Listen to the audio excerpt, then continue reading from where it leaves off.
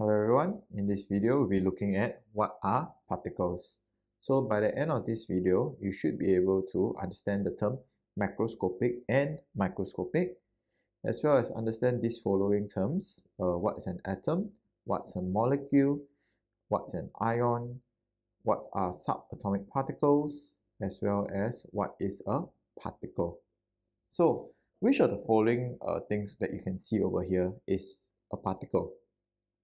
Right? And when we look at all of this, actually, why is it so confusing is because all of these things over here can be referred to as a particle, right? Even smoke particle, coffee powder, ions, water molecules, electrons, protons, they are all particles in chemistry. So what are the difference between all these particles, and why are they so different? It's because actually, right, particles is a general word for just a small object, right? And therefore it can be very confusing.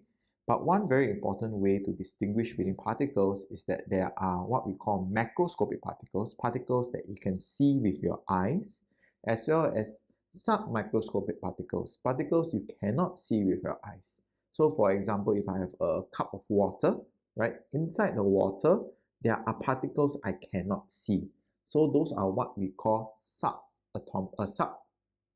microscopic particles, right? So if you look at this coffee powder, we can see the particles with our eyes. So coffee powder is a macroscopic particle. While we look at particles in the solid, the cup is solid and there are particles inside, but I can't see the particles. So these particles are what we call sub-microscopic, right? And then, so these are two big categories, but within sub-microscopic particles, we are interested in two different categories, which you must know very well. So there are charged particles and non-charged particles. So let's just try classifying again. So let's look at this range of particles. Which particles are macroscopic and which particles are sub-microscopic? Which one can you see with your eyes and which one you cannot see with your own eyes? So we can tell that smoke particles, coffee powder, and copper 2 carbonate powder are macroscopic particles, while particles in the solid, probably your proton, your electron, your water molecules, as well as your ions, these are sub-microscopic particles. So among these sub-microscopic particles, we have like atom, molecule, cation, anion, proton, neutron, and electron. We need to classify them between a charged particle and a non-charged particle.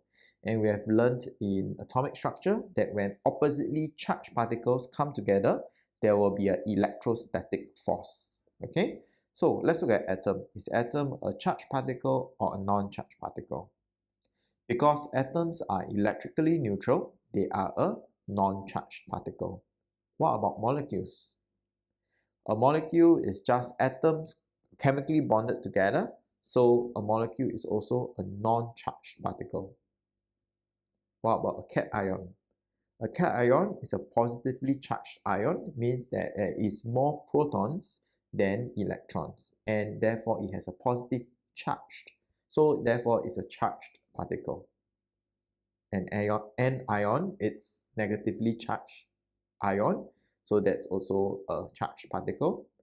A proton is also a particle. It has a positive charge, so it is a charged particle. A neutron has no charge, so a neutron is a non-charged particle.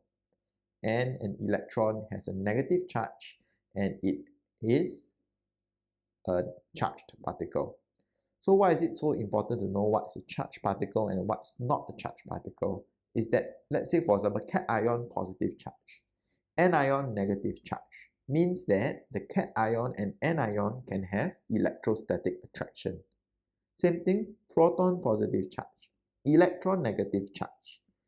So therefore can have electrostatic attraction. But molecule, no charge. Molecule, no charge. Between molecules, cannot have electrostatic attraction. So to end this video, let us all think, what about a cation and an electron? Can there be electrostatic attraction between these two particles? Right?